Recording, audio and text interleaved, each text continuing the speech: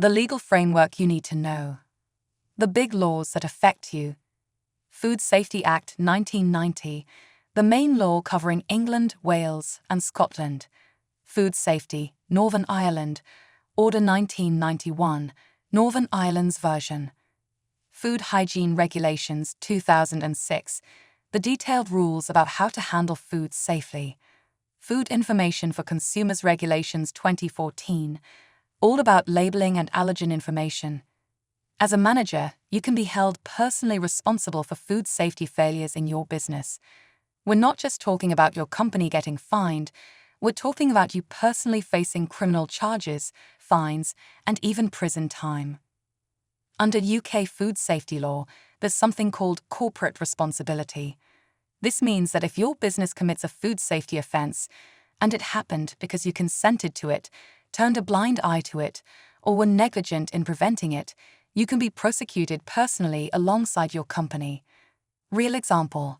In 2019, a restaurant director was sentenced to 12 months suspended prison sentence and personally fined £50,000 after E. coli contamination killed a customer. The court found that he knew about ongoing hygiene problems but didn't take proper action to fix them. Due diligence is your main legal protection, but you have to earn it. It means proving that you took all reasonable precautions and exercised all due diligence to avoid committing an offence.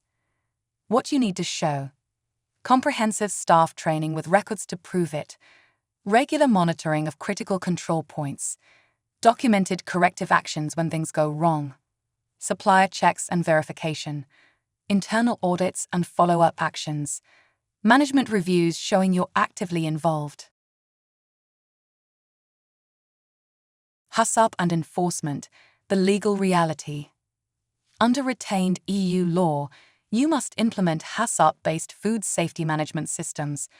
This legal requirement involves 7 steps: analyze hazards, identify critical control points, set critical limits, monitor control points, take corrective action, verify effectiveness, and maintain records. Environmental health officers enforce these requirements with significant powers, including unannounced inspections, examination of food, equipment, records, sampling, photography, staff interviews, and documentation access. FO enforcement actions. Improvement notices, legal deadlines to fix problems. Prohibition orders, closure until problems resolved. Emergency prohibition, immediate closure without warning. Prosecution, criminal charges with unlimited fines and imprisonment. The Food Standards Agency operates a national alert system escalating local incidents. Response requirements, initial response within 24 hours, full investigation within 7 days, complete cooperation. FSA alerts, for action, immediate enforcement action required. For information, industry awareness. Allergy alerts, allergen contamination incidents. Compliance builds positive EHO relationships and valuable guidance.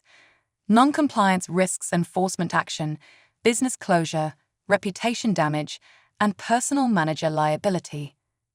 These legal obligations are fundamental operational requirements, not optional practices, designed to protect public health through demonstrated robust systems. Making sense of risk assessment. Risk assessment sounds complicated, but it's really about asking 4 simple questions. What bad things could happen? How likely are they to happen? How bad would it be if they did happen? And what can we do about it? Assessing biological hazards systematically. When dealing with biological hazards, you need to dig deeper into each question. For hazard identification, walk through your operation and consider contamination sources systematically. Your raw ingredients naturally contain certain pathogens. Raw chicken can carry Salmonella and Campylobacter. Fresh vegetables may harbor E. coli, and dairy products can contain Listeria. Your environment presents ongoing risks through equipment surfaces, drains, and air systems, while staff can introduce pathogens through poor hygiene or working while ill. The practical approach is to walk your process from delivery to service, asking at each step what could contaminate the food and how pathogens could survive or multiply. Likelihood assessment factors. A likelihood assessment is the process of determining how probable it is that a specific hazard or risk event will actually occur in your operation based on factors like historical data, current conditions, and control measures in place. Supplier history, track records and audit results. Process complexity. Higher risk with more handling steps. Environmental conditions, temperature, season, facility maintenance. Staff factors, training levels, turnover, workload pressure. Use a realistic scale based on your experience. Very likely, happens regularly. Likely, several times per year. Possible, could reasonably happen. Unlikely, probably won't. Very unlikely, extremely rare. Making sense of risk assessment. For consequence assessment, think beyond immediate illness. Health impacts range from mild upset to hospitalization or death, particularly for vulnerable populations. Business consequences include direct costs like recalls and legal fees, plus indirect impacts like reputation damage, lost sales, and management time. Serious incidents can result in prosecution, business closure, and career-ending consequences. Enhanced risk assessment example, chicken salad. Consider salmonella risk in chicken salad preparation. Raw chicken contamination is quite highly likely. Cross-contamination to salad ingredients becomes possible depending on your procedures, while pathogen survival after cooking is unlikely if proper temperatures are achieved. Growth during storage depends on temperature control effectiveness. Critical control strategy. Cooking. 75 degrees Celsius core temperature eliminates vegetative pathogens. Cross-contamination prevention, separate equipment and surfaces. Temperature control, keep finished product below 8 degrees Celsius. Supporting controls, staff training, supplier approval, cleaning procedures. This systematic approach helps you understand not just what controls you need, but why they're critical and where to focus your attention. The combination of high likelihood and severe consequences makes salmonella in chicken salad a critical risk requiring your strongest controls and closest monitoring. Focus your detailed risk assessment efforts on scenarios that combine significant likelihood with serious consequences. Don't get bogged down analyzing every theoretical risk. Concentrate on the ones that could actually harm people or damage your business. Testing and monitoring strategy.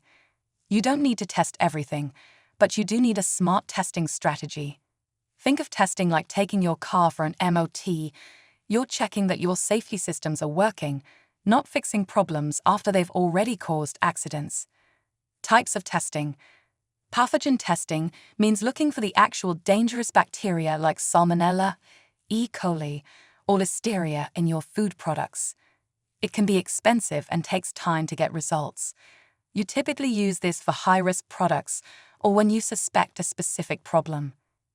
Indicator testing checks for signs that dangerous bacteria might be present without testing for the pathogens themselves. For example, testing for generic E. coli, which isn't dangerous, tells you about fecal contamination, which suggests dangerous pathogens might also be there. Testing for total viable count gives you an idea of overall cleanliness. It's faster and cheaper than pathogen testing, but less specific. Environmental testing focuses on making sure your surfaces, equipment, and production environment are clean. This includes swabbing equipment after cleaning, testing water systems, and checking air quality. When to test more: new suppliers or products. After equipment problems, especially anything that could affect temperature or sanitation. When you change procedures. If you have customer complaints. As part of regular verification. Understanding what testing tells you.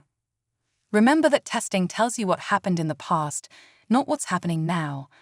By the time you get results back, that batch of food has often already been sold and consumed. Good procedures prevent problems in the first place. Testing just confirms your procedures are working as intended. Think of it as your early warning system rather than your primary defense against